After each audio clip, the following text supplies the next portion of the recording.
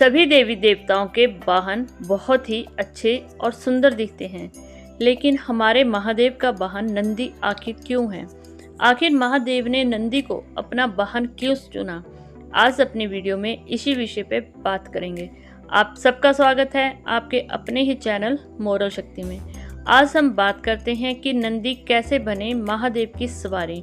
जी हाँ, नंदी ने ऐसा क्या किया कि भगवान ने खुश उनको अपने सवारी के रूप में चुना और अपने सबसे प्रिय भक्त का ओहदा दिया, हमेशा अपने साथ ही रखा। एक पौराणिक कथा के अनुसार एक समय शिलाद मुनि के मन में यह बात आई कि उनके जाने के बाद उनका वंश यहीं खत्म हो जाएगा और कोई भी आगे नहीं रहेगा। शिलाद मुनि ने पुत्र प्राप्ति के लिए इंद्र से जन्म मृत्यु से रहित संतान वरदान के लिए यज्ञ किया और उनके यज्ञ से खुश होकर इंद्रदेव प्रसन्न हुए और उनको अपना दर्शन दिया। इंद्रदेव ने दर्शन देकर शिलाद मुनि से कहा कि वह इस वरदान को देने में असमर्थ हैं और उनको शिव को प्रसन्न करना होगा। ऐसा वरदान सिर्फ महादेव ही दे सकते हैं। इसीलिए शिलाद मुनि ने महादेव की तपस्या करना शुरू कर दी। शिलाद मुनि की कठोर तपस्या से भगवान शिव प्रसन्न हुए और उनको स्वयं के रूप में पुत्र प्राप्ति का वरदान दिया। शिलाद के घर में पुत्र के रूप में नंदी प्राप्त हुए उनको। एक समय शिलाद मुनि अपने घर के साथ ही आश्रम में यज्ञ कर रहे थे। यज्ञ करते समय यज्ञ की अग्नि से ही एक शिशु बाहर आया और जैसे ही वह शिशु बाहर आया उन्होंने उसे अपने पास रखा और उसका नाम नंदी रखा। नंदी नाम रखते ही शिलाद मुनि ने इस शिशु की अपने बेटे की तरह लालन पोषण किया। नंदी सभी देवी देवताओं में संपूर्ण गण माने जाते हैं। नंदी भगवान शिव के बहुत ही प्रिय गण हैं। कहा जाता है कि एक बार शिव की आज्ञा से मित्रा व वरुण शिलाद के घर पहुंचे। जैसे ही मित्रा व वरुण शिलाद के घर आए तो शिलाद और नंदी ने उनकी सेवा की और उन संतों ने जाते समय दोनों को आशीर्वाद दिया। लेकिन जैसे ही शिलाद मुनि ने उन संतों के चरण छुए तो उन्होंने दीर्घ आयु का आशीर्वाद दिया और नंदी के पांव छूते ही उन्होंने कुछ भी नहीं कहा। यह बात शिलाद मुनि के मन में घर कर गई। जैसे ही संत घर से बाहर निकले शिलाद मुनि भी उनके साथ आ गए। शिलाद मुनि ने कहा, हे संत देव, मैं पूछना चाहता हूँ कि आपने मेरे पुत्र को दीर्घ आयु का आशीर्वाद क्यों नहीं दिया?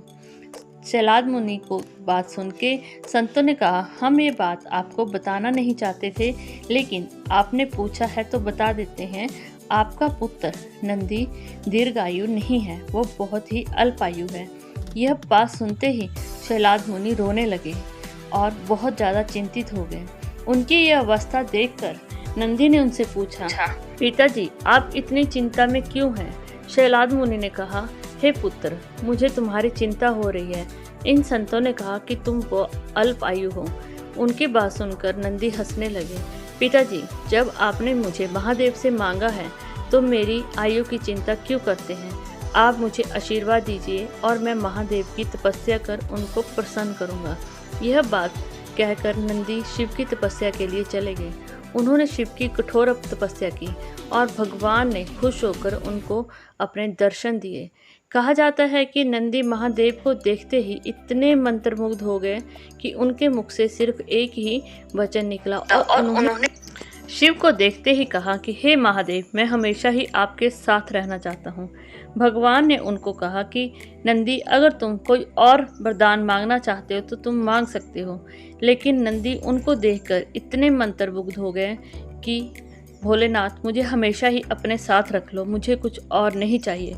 बस उनके मुंह से यही निकलता रहा।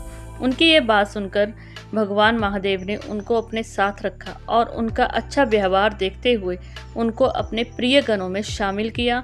और सबसे खास बात, भगवान ने उनको अपने सवारी के रूप में भी चुना। नंदी को महादेव ने बैल का मुख लगाया क्योंकि महादेव को लगता था कि बैल सबसे ज़्यादा भोले होते हैं। उनके मन में किसी प्रकार का छल और कपट नहीं होता, जैसा कि नंदी के मन में नहीं था।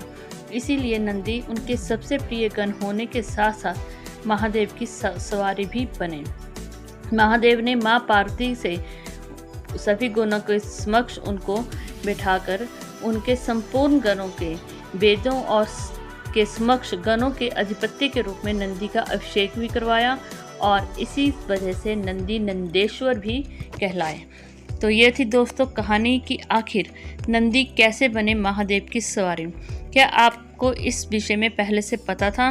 तो प्लीज़ कमेंट करके अवश्य बताएं, और अगर आपको इनमें कोई कमी नज़र आती है तो भी कमेंट करके अवश्य बताएं, और अगर आप नए हैं तो please like share and subscribe my channel.